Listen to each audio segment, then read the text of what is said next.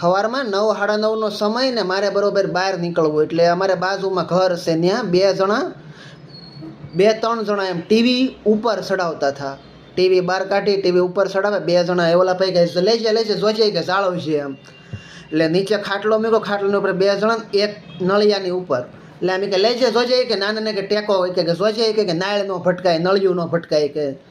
એટલે ત્યાંથી મેં આમ જોયા એને ટીવી ચડાવતા, મેં વળી ગાડીને બ્રેક મારી ત્યાંથી ઊભો રહ્યો. મેં કીધું એટલે કાં શું કરો છો? મેં કીધું મને કે જવાની કે આ ટીવી કે ઉપર ચડાવીએ.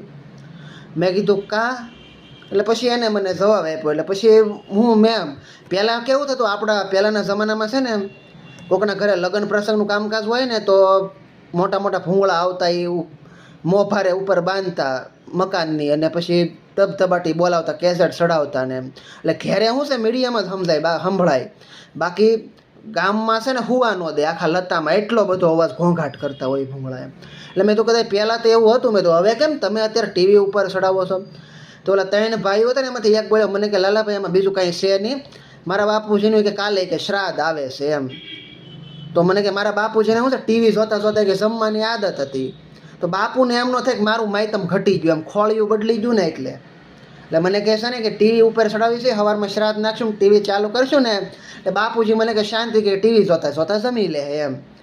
મેં કીધું તમારા બાપુનું માન સન્માન બધું સારું? મને કે હા, કે અમારે કે રાખવું પડે લાલાભાઈ, કે બાપી બાપ કહેવાય. મને કે હા. મેં કીધું એ તો બાપી બાપ જ કહેવાય. મેં કીધું એ તો મને ખબર પડે એમ. ને અમુક નથી ઘણા ખરા ગમે ત્યાં જાય હા બાપા હા બાપા હા બાપા કરે. હવે એવડે છોકરા હોય ને એમ કે હા બાપા હા બાપા. હવે તું બાપા છો કે એ બાપા છે? બધાને એમ હા બાપા હો બાપા એવું જ કરતા હોય એમ.